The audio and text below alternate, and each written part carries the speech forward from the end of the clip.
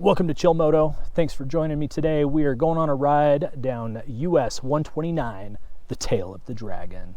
And yes, I'm aware that this does not look like Eastern Tennessee behind me. This is Flaming Gorge, Utah. We'll get to this in another video. For now, let's get to the tail.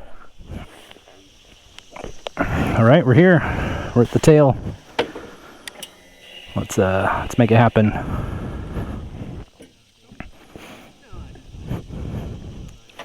Really need to get that fixed.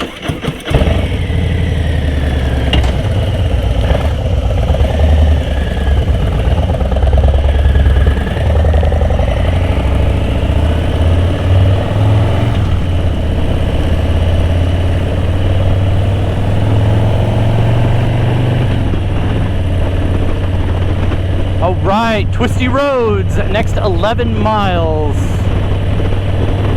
I think it's what, 318 curves? All right, so a few years ago, before I bought my Harley, I was attending a work conference in Knoxville, Tennessee. Due to some delays in travel, I wasn't all that surprised to learn that when I arrived, the economy rental car that I had reserved wasn't available anymore. To make it up to me, the rental car was upgraded to a Dodge Charger RT. Fantastic news. In the back of my mind, I was aware of a road in Eastern Tennessee known for its curves and difficulty. I had read about this road in magazines, but living in Alaska at the time, it wasn't somewhere I ever thought I'd see. But a sports car makes you want to find interesting roads, and to my surprise, US 129, also known as the Tail of the Dragon, or just the Dragon, was only a short drive away. On the last day of the conference, a colleague and I jumped in my rental and proceeded to have one heck of an afternoon. After buying my Harley last year, I knew that I wanted to return to the Dragon and experience it on two wheels. So, what is it about this road? The Dragon started gaining popularity back in the 80s and early 90s amongst the motorcycle and sports car communities. Its popularity only accelerated once we entered the age of YouTube. Up to 500,000 visitors annually drive this road. It should be noted, and probably not surprising, the Dragon has a dangerous reputation, and a quick Google search shows some sobering statistics. For instance, in 2020 to 2021, the Tennessee side of the route had 165 crashes, 123 of which involved motorcycles, and there were 9 fatalities. I maintain that while my riding has improved over the last year, I still consider myself an amateur. I recognize that there are risks associated with this road. That being said, left-turning traffic at intersections still scare me way more than twisty roads ever will. What you're not going to see is me scraping floorboards or setting any kind of speed records. My footage is not intended to impress you with my riding skill. On the contrary, as I review this footage making this video, it was very clear to me that I still have much to learn. The beauty of recording your rides is you end up with undeniable evidence of your skill and performance, for better or worse. I fully anticipate critiques and welcome any feedback that helps me and others be better riders, like seriously, like flaming in the comments. So what's my intent with this video? The story I hope to tell is that with a level head and proper planning, this road can be enjoyed by people of various skill levels. The day I recorded this was a Monday morning in July. My goal was to avoid the weekend crowds and start early. With few people on the road, I felt free to ride at my own pace and less pressure to ride beyond my comfort level. So, with my ego in check, I went to work.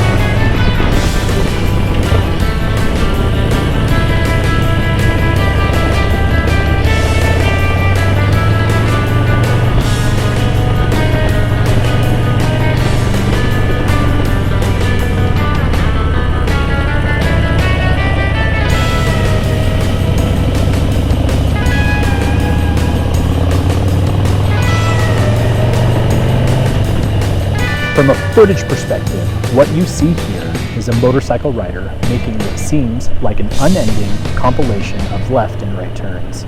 This video likely will fail at painting an accurate picture of what it felt like to ride the Dragon.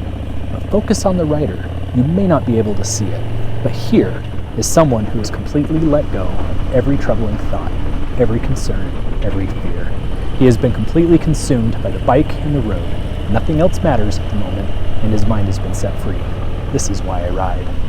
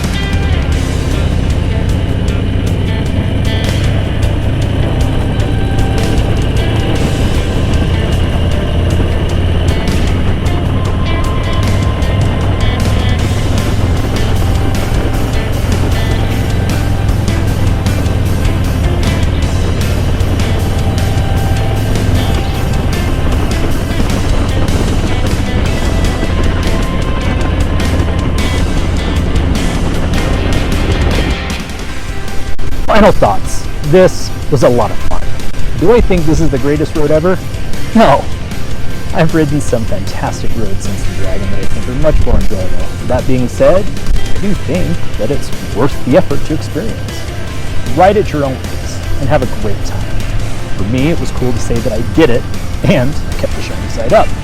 It also highlighted my shortcomings when it comes to slower speed maneuvering and my need to continue practicing trail braking. If you made it this far, thanks for sticking with me. Consider hitting the like and subscribe buttons, all the YouTube things. In my next video, I ride the Cherry Haley Skyway. Stay tuned. Thanks for watching. See ya!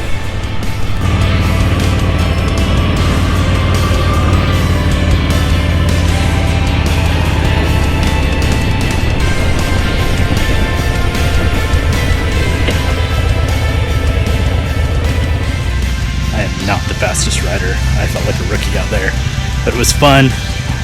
Didn't scare myself too bad, and we're here at the finish. What a good ride. All right, take the family and show them the tree of shame.